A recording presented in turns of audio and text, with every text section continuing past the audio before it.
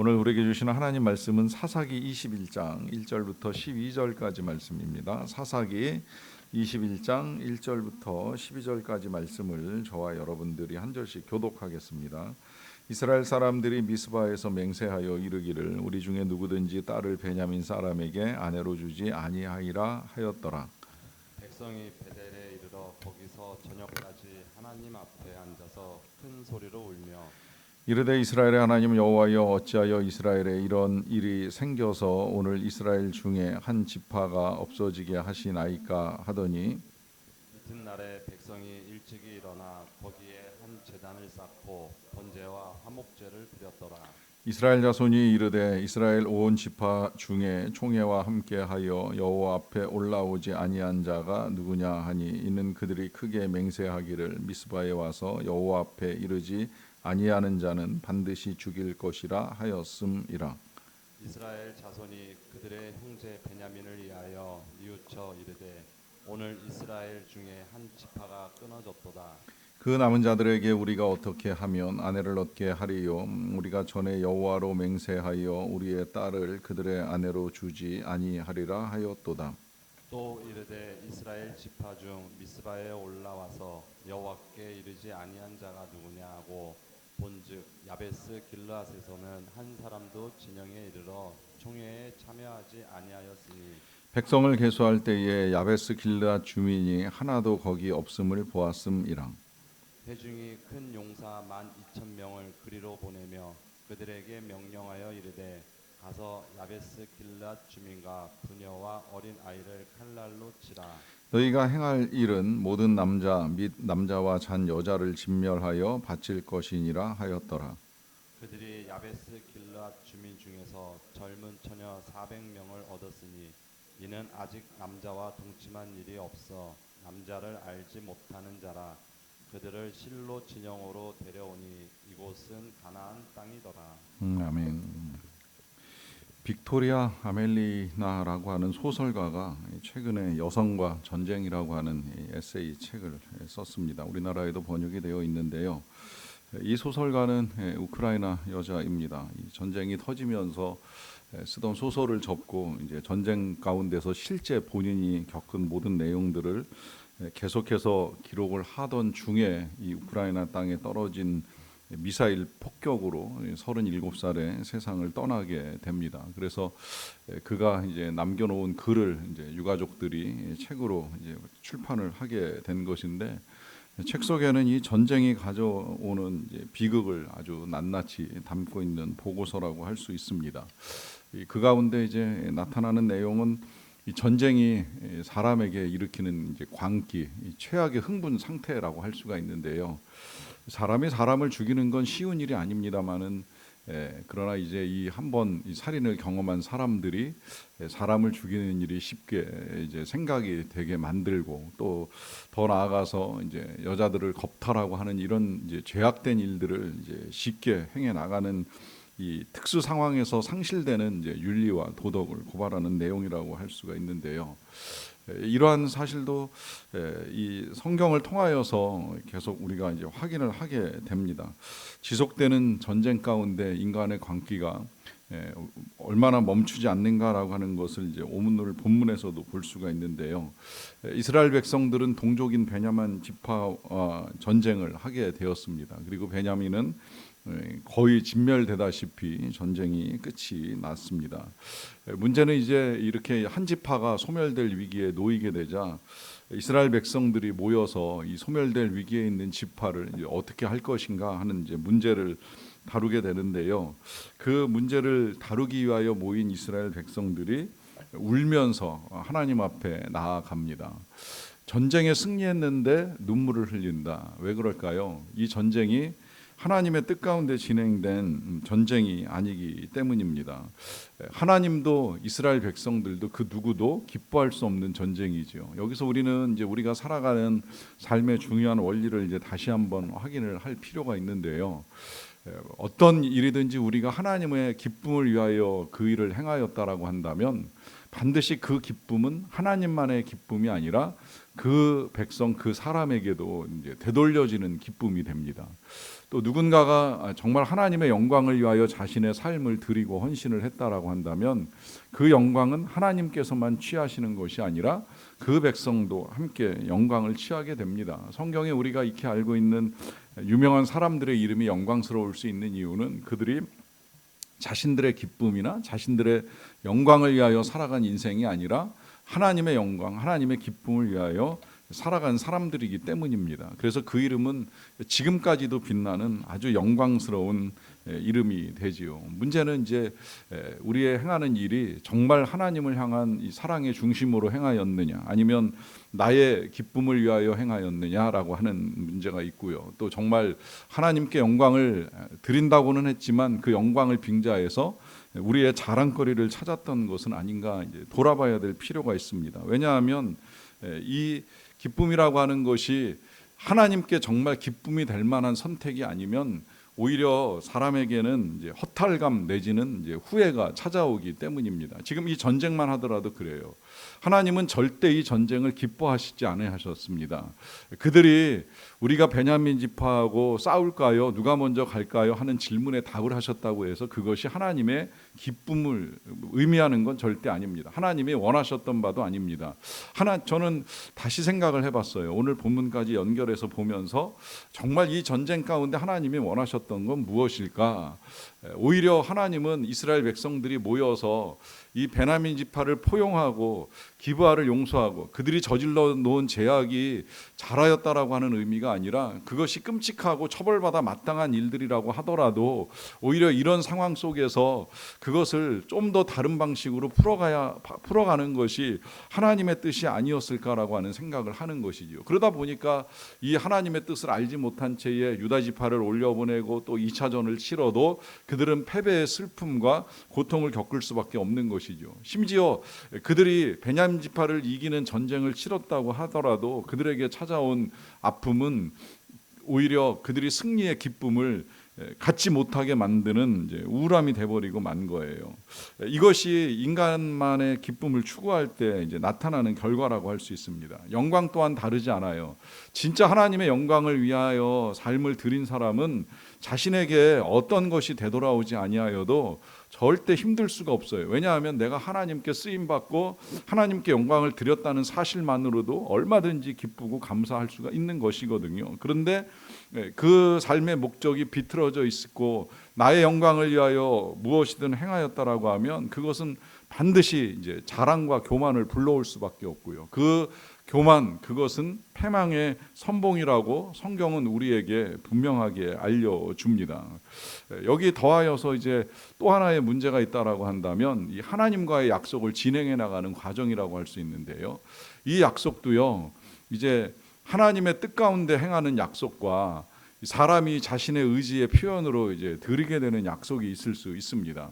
하나님이 우리를 사랑하신다, 함께 하신다, 도와주리라, 떠나지 아니하리라, 이런 약속은 하나님이 먼저 사람을 찾아오셔서 하셨던 약속이고 지금은 우리에게 이제 그 약속이 성경으로 남겨져서 이 약속을 우리가 믿고 신뢰하고 살아가면 되는 거예요. 아, 하나님이 함께 하시는구나, 도와주시는구나, 선하게 인도하시는구나, 믿음으로 나아가면 됩니다. 그런데 이제 그런 하나님의 약속은 신뢰하지 아니하고 오히려 인간 편에서 하나님을 향하여 내가 이렇게 하겠습니다, 이것이 해결되면 이런 삶을 살겠습니다라고 하는 우리 나름대로의 약속을 하게 되면 그것이 오히려 인간의 발목을 잡는 올무가 될 수 있다는 거예요. 지금 이스라엘 백성들이 이제 그 올무를 스스로 만들고 그 올무에 걸려들었습니다. 그 약속은 다른 것이 아니라 베냐민 지파와의 전쟁을 치르기 전에 총회로 모였을 때에 그 누구도 오늘 본문에 나와 있는데요. 21절 보시면 이스라엘 사람들이 미스바에서 맹세하여 이르기를 우리 중에 누구든지 딸을 베냐민 사람에게 아내로 주지 아니하리라 합니다.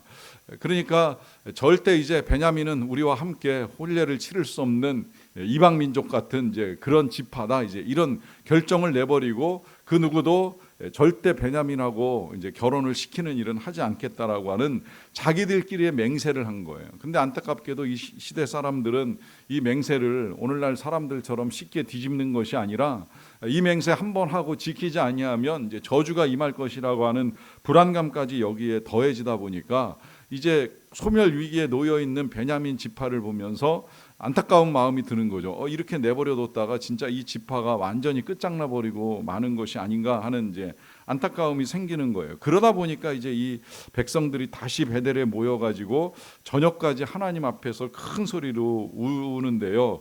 울면서 하는 말이 3절에 이렇게 나옵니다. 이르되 이스라엘의 하나님 여호와여, 어찌하여 이스라엘에 이런 일이 생겨서 오늘 이스라엘 중에 한 지파가 없어지게 하시나이까라고 합니다. 자, 이 표현 제가 아주 싫어하는 표현인데, 일은 사람이 저질러 놓고 원망은 하나님께 돌리는 것이죠. 자신의 잘못을 이제 누군가 탓할 사람을 찾다가 찾는 중에 결국은 하나님을 향하여 화살을 돌리는 이 인간의 죄악된 모습이 한 번 더 나오게 되는 거예요. 사실 그들은 전쟁을 원했고 승리를 원했지 하나님이 전쟁을 원하셨던 건 아님에도 불구하고 왜 하나님께서 이런 일을 하셨느냐라고 하면서 이제 모든 책임을 하나님께 돌리게 됩니다. 그러고 나서는 이제 자기들끼리 모여서 이 베냐민을 위한 이제 대책을 세워 나가게 되는데요. 그 대책을 세워 나가는 과정 중에 궁여지책으로 이제 찾게 된 방법이, 이스라엘 총회에 이 전쟁 전에 올라오지 아니한 사람들이 누구냐라고 하는 이제 생각을 하게 된 것입니다. 그래서 이 전쟁에 함께 참여하지 아니한 사람들은 반드시 죽일 것이니라라고 하는 이제 말을 한 것이죠. 이것이 이제 전쟁을 하기 직전에 이제 다시 한번 그들이 맹세한 내용이라고 할 수가 있겠는데, 그러다 보니까 이제 여기서 또 다른 악이 저질러지는 거예요. 참 아이러니하지 않습니까? 한 지파가 전쟁 때문에 무너져 내렸는데 그 다음에 이제 또 다시 전쟁에 함께하지 아니한 사람들이 있다면 그들도 이제 진멸하리라라고 하는 맹세를 한 거예요. 이것이 전쟁을 치르면서 이스라엘 안에 이제 일어나게 된 광기라고 여겨지는 건데요. 어차피 베냐민과 전쟁에서 베냐민을 이기고자 한 사람들이었기 때문에 이 전쟁에 함께하지 아니한 사람들도 배신자 낙인을 찍고 그들을 멸하는 일까지 멈추지 아니하겠다라고 하는 것이죠. 그래서 이제 드러나게 된 지역의 사람들이 바로 길르앗 야베스 사람들입니다. 이 길르앗 야베스는 이스라엘 동편 이제 므낫세 지파의 자리를 잡고 있는 사람들인데요. 므낫세는 아시다시피 이 요셉의 자녀의 이름입니다. 그러니까 요셉의 후손이라고도 할 수가 있는데, 요셉과 베냐민은 다 라헬의 배에서 나온 아들인 거 아시죠? 이 야곱의 12아들들 중에 요셉과 베냐민만 이 라헬을 통해서 태어난 야곱의 아들들입니다. 그러다 보니까 이 요셉의 후손인 므낫세와 베냐민, 에브라임 이 세 지파가 굉장히 친밀한 지파인데, 그 가운데 이제 베냐민이 죄악을 저지르면서 이스라엘과 전쟁을 하게 되는 상황이 되니까 이 므낫세 지파에 속해 있던 길르앗 야베스 사람들은 생각을 좀 달리한 거예요. 어떻게 동족 간에 전쟁을 할 수 있느냐? 더군다나 우리는 다 이 라헬의 후손들이 아니냐? 우리가 어떻게 베냐민과 전쟁을 치러서 이 지파를 힘들게 할 수 있느냐? 이제 이런 생각을 가지고 이 길르앗 야베스 사람들이 전쟁에 동참하지 않게 된 거예요. 그런데 이제 그게 나중에 이렇게 드러나면서 결국은 또다시 이스라엘 11지파에 의해서 공격을 받게 되고, 그래서 11,000명이라고 하는 인원이 또다시 희생을 당하고 거기서 남게 된 여자들, 그 여자들 중에도 부녀 다 죽습니다. 어린아이들 다 죽습니다. 결혼을 하지 아니한, 남자를 경험하지 아니한 처녀들만 남겨놓고 그 처녀들을 이제 베냐민 지파의 후손 보존을 위하여 주는 일을 저지르게 됩니다. 여러분 얼마나 무섭습니까? 인간의 이 광기라고 하는 거, 전쟁을 통해서 살인할 경험한 이 인간의 광기가 끝내 이제 또 다른 살인을 불러오고 마치 선을 베풀고 민족을 살리는 것처럼 행동을 하지만 또 어딘가에서는 희생과 고통을 불러일으키는 이런 가슴 아픈 일이 일어나게 되는 것이죠. 왜 그럴까요? 그것은 이런 일들을 위하여 계속 모이고 있음에도 불구하고 하나님의 뜻이 어디에 있는지를 정확하게 모르는 거예요. 그저 악을 응징하기만 하면, 정의를 실현하기만 하면 그것이 선을 이루는 일이라는 착각에 빠져 있는 것이지요. 여러분, 그렇게 만약에 이 땅에 공의와 정의가 이루어지는 일이라고 했다면, 그러면 하나님은 다시 또 홍수를 일으키셔야 되고 불을 쏟아 부으시는 일을 하실 수밖에 없어요. 왜 그렇겠습니까? 불의한 우리에게 정의가 어디에 있겠습니까? 우리가 망하는 것이 정의지요. 우리가 죽는 것이 공의지요. 우리가 살아있다는 사실 자체가 불의한 일이지요. 어떻게 죄인이 버젓하게 살아갈 수가 있겠습니까? 그런데 하나님은 이 문제를 해결하기 위하여 처벌을 택하시는 것이 아니라 용서와 사랑을 위한 십자가를 택하신 거예요. 사람을 죽이기로 결정하신 것이 아니라 하나님 스스로가 이 땅에 내려와 죽음을 당하심으로 우리를 용서하시고자 하는 하나님의 공의와 정의를 이루어 가시는 것입니다. 우리는 그 은혜로 말미암아 살아난 하나님의 백성이 되었고 하나님의 자녀가 되었기에 이제 우리가 선택해야 될 일은 하나님의 뜻을 따르는 거예요. 그 뜻을 따르는 자의 삶이 위의 것을 추구하는 것이고 바로 사랑과 용서 또 정의와 평화를 이루어 가는 것입니다. 여러분, 우리의 미움을 내려놓고 우리는 더욱 하나님이 우리에게 주신 사랑을 가지고 사랑하고 용납하는 일들을 이루어 가야 합니다. 그때 진정한 평화와 정의가 이 땅에서 이루어지기 때문입니다. 오늘도 그 뜻을 따라가며 하나님의 뜻을 이루어 갈 때 하나님이 우리에게 부어주시는 진정한 기쁨과 영광을 누릴 수 있는 저와 여러분들이 다 되시기를 간절히 축원합니다. 기도하겠습니다. 사랑과 은혜가 풍성하신 아버지 하나님, 다시금 헤아려 보면 하나님의 은혜와 사랑이 정말 얼마나 크고 귀한지요. 죄악으로 인하여 죽을 수밖에 없는 인생들, 스스로 의롭다 여기지만 하나님 보실 때에는 불의하기가 이를 데 없는 이 죄인들을 향하여 처벌하고 형벌을 내리시기보다는 오히려 용서하고 용납하시며 우리를 사랑하신 그 큰 은혜와 사랑을 드러내신 아버지 하나님의 사랑에 진심으로 감사를 드리옵나이다. 그 사랑을 받았기에 거룩하고 사랑받는 자처럼 사랑으로 행하라고 하시는 말씀대로 우리도 사랑으로 행하여야 할 터인데 여전히 우리에게는 미움과 증오와 또한 혐오가 남아있다는 사실을 인정합니다. 주여, 우리를 불쌍히 여겨주시옵소서. 우리를 긍휼히 여겨주시옵소서. 다시금 우리가 살아가는 삶의 자리에서 하나님이 원하시는 아름다운 평화 이루기 위하여서 참으로 하나님의 뜻을 따라 나아가는 자들이 되게 하여 주시옵소서. 우리의 미움이나 다툼을 당연하게 여기지 않도록 도와주시고 진정한 평화를 이루기 위하여 하늘로부터 내려오는 평화의 그리스도를 힘입고 우리도 그 사랑으로 섬기는 자들이 되기를 간절히 원합니다. 하나님, 그 하나님의 뜻을 이루기 위하여 열방에 나가 계신 선교사님들을 강건하게 붙들어 주시기를 원합니다. 주의 은혜 가운데 도와주시고 함께하여 주시어서 영육간의 강건함으로 오늘 하루도 귀한 사역을 잘 감당하며 이루어 나가게 도와주시옵소서. 또 우리가 선교사님들을 세워드리기 위하여 부족하지만 온 교회 교인들이 마음을 모으고 힘을 모아서 선교팀을 내일 떠나보내게 되는데 이제 마무리 준비가 기도와 함께 잘 이루어지게 하여 주시고 또 준비한 모든 것들을 가지고 나아갈 때에 부족함이나 차질이 없도록 도와주시기를 간절히 원합니다. 하나님, 각 가정에 임한 어려움들을 헤아려 주시기를 원합니다. 이와 같은 때에 사람의 생각이나 지혜 혹은 경험을 앞세우지 않도록 도와주시고 정말 겸손하게 하나님 앞에 엎드리는 가운데에 하나님께서 기뻐하시는 선택들을 하며 이 모든 환난의 때를 잘 이겨나가게 도와주시옵소서.